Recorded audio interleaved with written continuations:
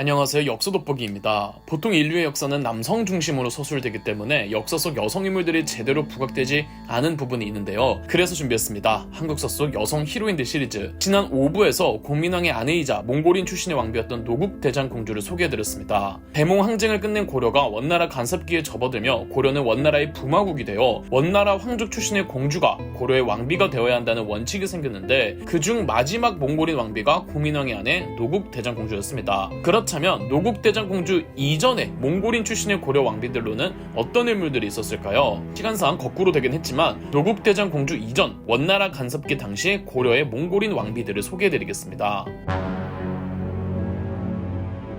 원나라 간섭기가 시작하면서 고려의 국왕들은 무슨 종으로 끝나는 묘호를 쓰지 못하고 고려는 공식적으로 원나라의 사위국가가 되었기에 그 자위가 강등되어 무슨 왕으로 끝나는 시호만 받을 수 있었으며 시호에는 원나라에 충성하라는 의미에서 반드시 충자를 넣어야만 했습니다. 충자를 쓴 첫 국왕은 고려의 25대 왕 충렬왕이었습니다. 그리고 충렬왕의 아내였던 제국대장공주가 첫 몽골인 출신 원나라 황족의 공주 출신의 왕비였죠. 제국대장공주의 본명은 보르지긴 쿠툴루케미시, 원나라의 황제 쿠빌라이 칸의 막내딸이었습니다. 충렬왕은 세자였던 시절 제국대장공주와 혼인하기 위해 원나라를 방문했고 약 3년간 원나라에 있다가 아버지였던 24대 왕 원종이 죽자 아내였던 제국대장공주와 함께 고려로 귀국하여 1274년 25대 왕으로 등극하였고 제국대장공주도 고려의 왕비가 되었죠. 다만 충렬왕과 제국대장공주의 금슬은 매우 나빴습니다. 충렬왕은 후궁이었던 무비를 더 총애하고 예뻐하면서 제국대장공주의 자존심을 긁어버린 것인데요. 그리고 제국대장공주가 여장부 스타일이었던 것으로 보입니다. 제국대장공주는 고려로 시집을 온 뒤에 몽골에서 운영하던 상단까지 다 데리고 와서 고려에서 인삼, 도자, 모시 등을 수출하며 수익을 낼 정도로 궁궐에만 살던 조신하고 조용한 여자가 아니었습니다. 성격이 괄괄하고 강다니는 여자였죠. 정치적으로도 충렬왕에게 여러가지 조언을 해주었지만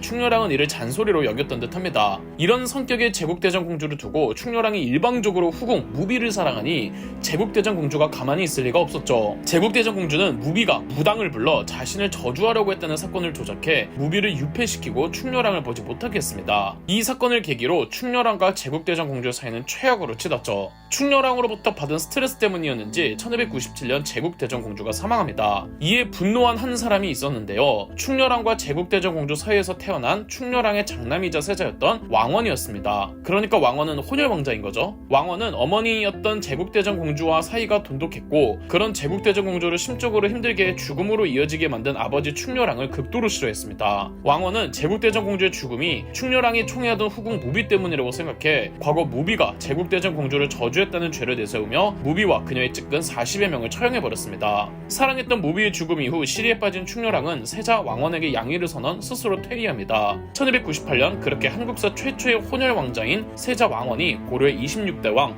충선왕으로 즉위했습니다. 충선왕은 세자 시절 역시나 원나라 황실 공주였던 개국대장공주와 혼인했습니다. 개국대장공주의 본명은 보르지긴 부다시리로 나중에 나오는 노국대장공주와는 동명이인입니다. 개국대장공주의 할아버지 친킴이 쿠빌라이 칸의 둘째 아들이며 원나라의 6대 황제이자 10대 대칸이었던 이순테무르 칸의 누이이기도 합니다. 충선왕은 아버지와 어머니의 갈등을 매우 안 좋게 봤으면서도 본인도 아내였던 개국대장공주와도 사이가 매우 좋지 못했습니다. 충렬왕이 무비를 좋아했듯 충선왕도 후궁 조비를 더 총애했습니다. 조비를 향한 충선왕의 사랑에 강한 질투심을 느낀 개국대장공주는 후궁 조비가 본인을 저주하였다고 원나라에 무고를 벌였죠. 원나라 조정은 충선왕을 원나라로 소환하는 한편 강제 퇴위시키고 아버지였던 충렬왕을 복위시켰습니다. 충렬왕은 원나라에 있는 충선왕이 언제든 다시 돌아와 또다시 본인과 정치적으로 대립할지 모른다는 생각에 충선왕의 정치 권력을 원천 차단하기로 합니다. 충선왕의 아내인 개국대장공주를 충선왕이 아닌 다른 고려 왕족과 재혼을 시키려고 했죠. 충선왕이 원나라 황실공주를 아내로 두지 못하면 그는 고려 왕으로 복위할 수가 없게 되니 말이죠. 충렬왕과 충선왕 부자 사이의 갈등이 첨예화되자 원나라 조정과 황족들 사이에서도 충렬왕과 충선왕 쪽으로 나뉘어 경쟁했고 충선왕이 지지하는 황족이 원나라의 황제가 되자 충선왕이 다시 고려의 국왕이 되었죠. 개국대장공주는 원나라로 돌아와 버렸고 충선왕과 개국대장공주 사이에선 자녀가 아예 없었습니다. 다만 충선왕에겐 몽골인 귀족 출신의 후궁 예수진이라는 아내가 있었습니다. 예수진 사이에서 장남을 보았고 이 장남이 1313년 고려의 27대 왕 충수광으로 즉위합니다.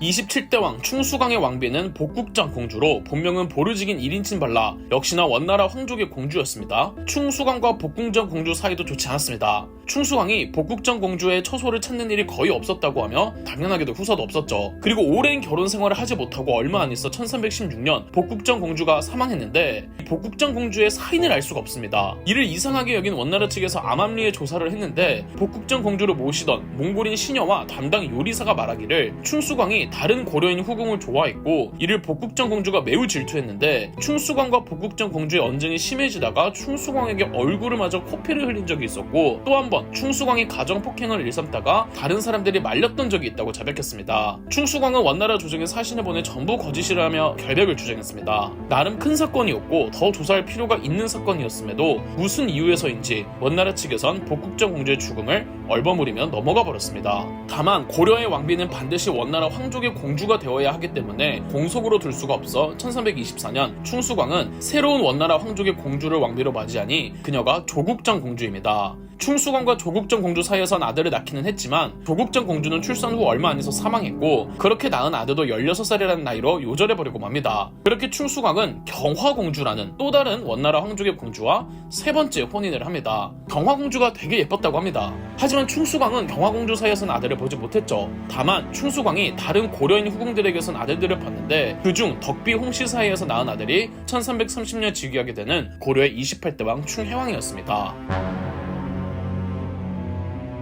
충혜왕의 원나라 황족 공주 출신의 왕비는 덕령공주였습니다. 덕령공주는 원나라 황족 중에서 다소 반계에 해당하는 가문이었습니다. 당시 원나라 조정과 황족 주력층이 아니었다는 거죠. 어느샌가 원나라와 고려 간의 혈연적 관계도 점점 멀어지고 있던 겁니다. 덕령공주는 정말로 안쓰러운 생활을 했는데 덕령공주의 남편 충혜왕이 아실 분들은 아시겠지만 한국사를 통틀어 역대급 최악의 폭군으로 꼽히는 국왕이었습니다. 당시 고려 왕실의 최고 어른은 충혜왕의 아버지 충수광이 세 번째로 혼인했던 원나라 황족 공주 경화공주였습니다. 충혜왕에겐 경화공주가 친어머니는 아니지만 어머니 뻘인 거죠. 충혜왕은 어머니 뻘인 경화공주가 예쁘다면서 마음대로 그녀의 침실에 들어가 경화공주를 겁탈한 적도 있었습니다. 덕령공주 입장에선 자기 남편이 자기 시어머니를 겁탈한 게 되는 거죠. 심지어 충혜왕은 어머니 뻘인 경화공주가 원나라에 못 이르게 철저하게 막았습니다. 하지만 끝내 충혜왕의 각종 악행을 원나라 측에서 알게 되어 충혜왕은 원나라에게 강제 폐위당했고 잠깐 고려의 국왕이 없는 기간 경화공주가 왕실 최고 어른으로 고려의 정사를 살폈다고 합니다. 그리고 1344년 충혜왕의 아들 충모광이 고려의 29대 왕으로 즉위하였죠. 충모광은 충혜왕과 덕령공주 사이의 아들이었습니다. 충혜왕에게 몹쓸 짓을 당하고 충혜왕 폐위 직후 과도기에 고려의 정사를 맡았던 경화공주는 충모광이 즉위하자 얼마 안 있어서 사망합니다. 이로써 충혜왕의 아내이자 충모광의 어머니였던 덕령공주가 왕실 최고 어른이 되었는데 충모광의 나이가 너무나도 어려 어머니였던 몽골인 덕령공주가 섭정을 맡았죠. 충모광이 즉위했을 나이가 8살로 고려 국왕들 중 최연소의 나이로 즉위한 국왕이었습니다. 덕령공주가 섭정을 했다고는 하지만 막강한 권력을 휘두르지는 못했습니다.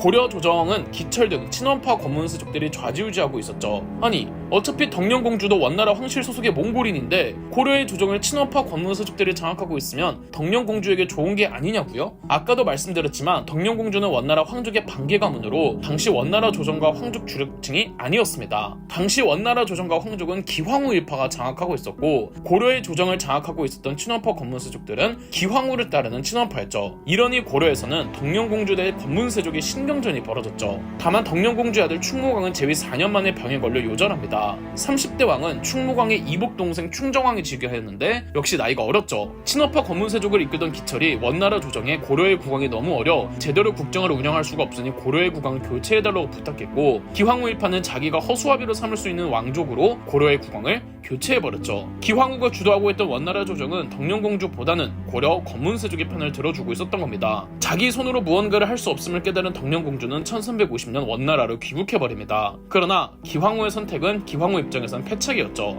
허수아비 국왕으로 삼으려고 보낸 왕이 공민왕이었으니 말이죠. 다시 돌아가서 노국대장 공주 편을 보시는 것을 또 추천드립니다. 그럼 역사돋보기였습니다. 저희 역사돋보기가 멤버십 가입을 시작했습니다. 멤버십 가입을 해주신 분들 덕분에 영상 제작에 큰 도움이 되고 있습니다. 감사합니다. 영상 재미있으셨다면 구독과 좋아요, 알림 설정까지 해주시면 감사드리겠습니다.